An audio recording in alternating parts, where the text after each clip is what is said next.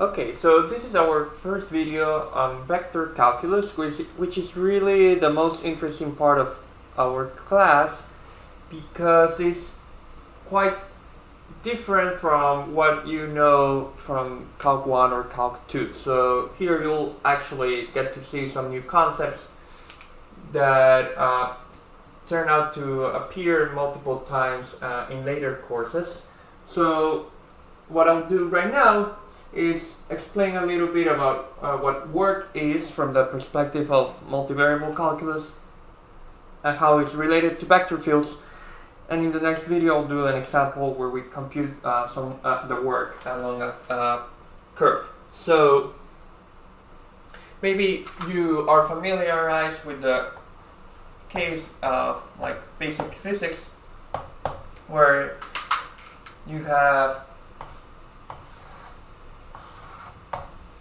some block or some object that you're trying to move along the x-axis. So in order to move it,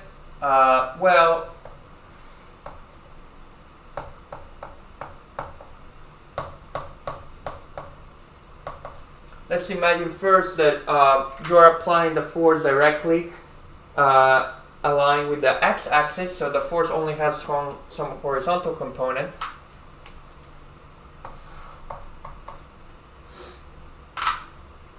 And if you do that, then you are applying a force to this object, and then this will be displaced by some amount delta x.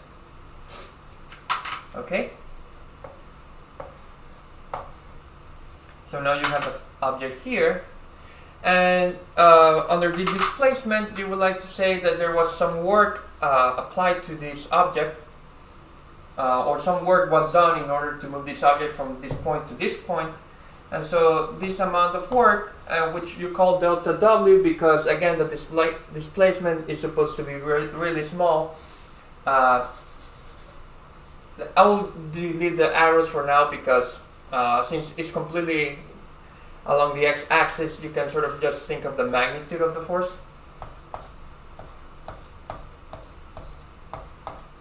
Then you would like to say that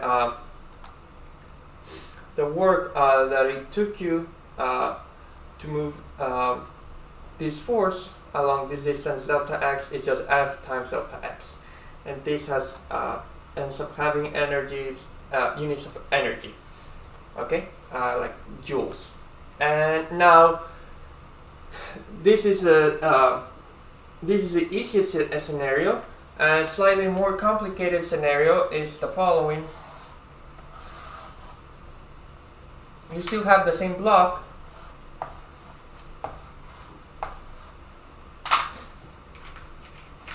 but now the force that you're applying maybe is not necessarily aligned with the x-axis. Maybe the force that you're applying looks more like this, which I can put it here like, let's just keep it like that. And so like there's a vertical component which in principle is compensated by the normal force that the floor exerts on the object. But again, you imagine that you have displaced this by some amount delta x, and you want to know what the total work is in this situation. And so the point here is that really you don't care about the vertical component because there's no displacement along the vertical component of this mass or this object. So you have to decompose the force into two pieces. Let's call this F sub x, where F sub x is like the horizontal component of the force. And so the work really is, in this case, F sub x times delta x, where this is the horizontal component.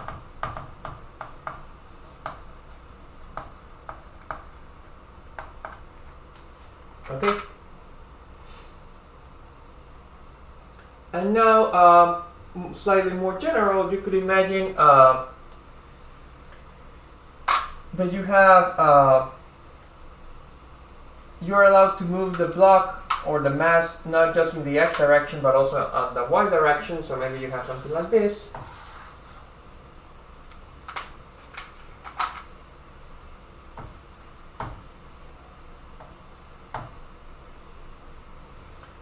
you are allowed to move the block along different curves. So this is like the starting position for the block. This is a final position, and you can move it along different trajectories. You have to imagine that maybe you're applying a different force along each trajectory. Maybe it's harder to move it. I mean, maybe the floor is made of different materials with different friction coefficients. So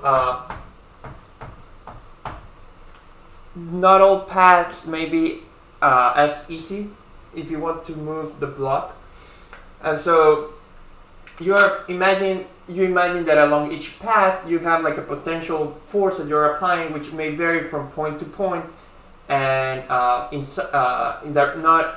vary from point to point in direction and in size.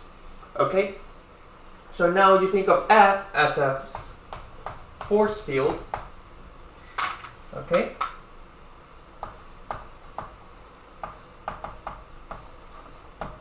and that just means this is a particular case of a vector field.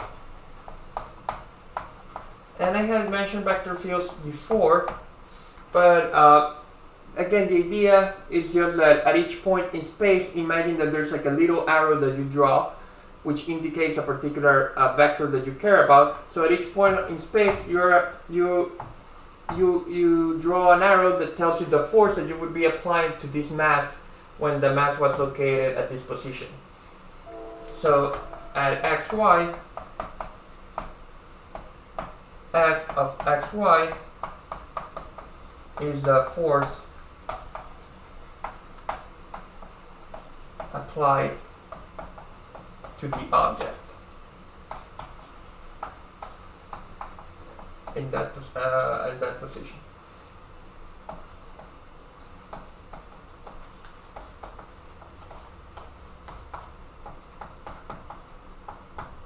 Okay, and so let's take one of these trajectories. So again, we're working now on the xy plane.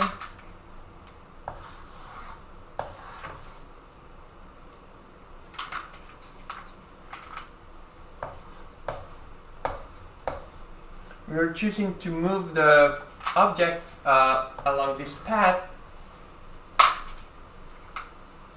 And so, again, when you move this a little bit, maybe from here to here, there's a tiny displacement vector, let me call it delta r,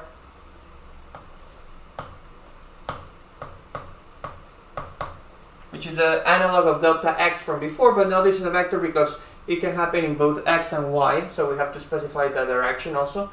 And if you're just looking in a very short, what's going on in a when you apply very short displacement, then the force that's being applied to this object is approximately constant. It won't vary much from here to here. It could be completely different here. But the idea is that if you move things just a little bit, the force hasn't changed that much. So again, you would like to say that the work from taking the particle or this mass from here to here is approximately, well, before we were multiplying them, notice that in this example, what you find out is that you don't care necessarily about all the force, but only the force along the direction that of displacement. And so if you think about it for a second, that actually has to do with the direction along the displacement. It's like a vector projection that we discussed at the beginning of the class, and that was computed using a dot product. So basically what you end up saying is that the displacement, the work done, the amount of work done in this case is just the dot product between the force and the displacement vector. Okay? And the total work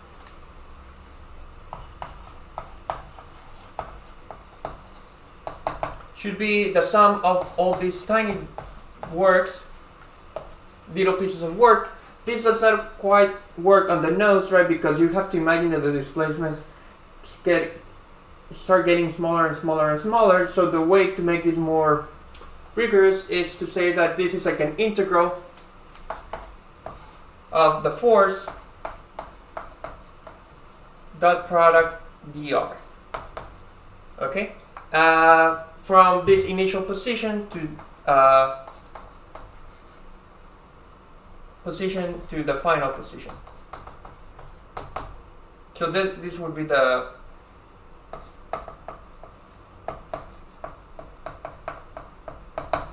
okay. This would be the total work done. And now, really, this is why I was saying that we have entered new territory. This is like a funny type of integral, which we have not really dealt with directly in the before, not even like in Calc 1 or Calc 2. This is like what's called like a line integral, because what we'll find out very soon in a couple of videos is that if you had chosen, despite this is like a misleading notation, because I'm saying from the initial position to the final position, but what you should actually keep in mind is that if someone had chosen to move the mass along a different trajectory, then this work in principle could have been different. So really you have to specify the trajectory that you're using, okay? But even if you disregard that for now, it's still not clear how you would compute this. So let me tell you how to compute it, and then in the next video we'll do an example so that you see how that works in practice. But the idea for finding out how to compute the work, so how to compute W, is the following. Well, imagine that it took you some amount delta t to move this particle from here to here. Then this is still the formula for the work, but now you can do the usual trick of multiplying and dividing by delta t. Okay? And the point here is that delta r divided by delta t is approximately like the average, is the average velocity, right? So, but the idea is that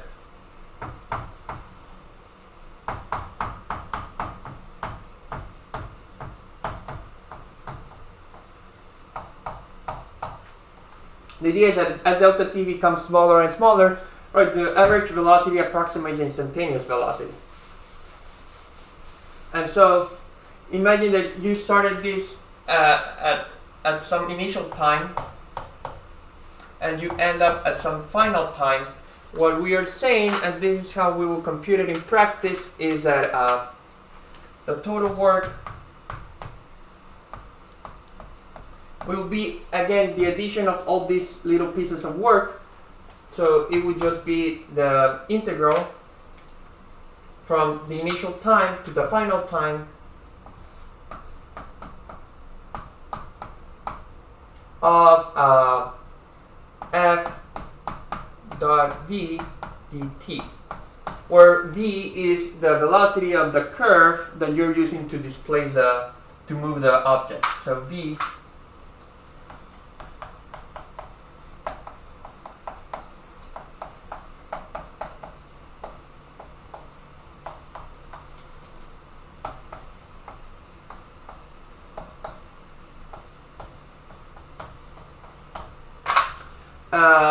if you know some physics, this f dot v, right? F dot v is sometimes what's called power, I believe, and that's like measuring watts. So what you're saying is that the total work is the integral of power over time, which is a useful way to think about work. So this has units of energy per unit time. Okay, so what I'll do next video is just repeat this formula and do an example of a very easy, straightforward example of computing some work, so that you see how this looks like in practice.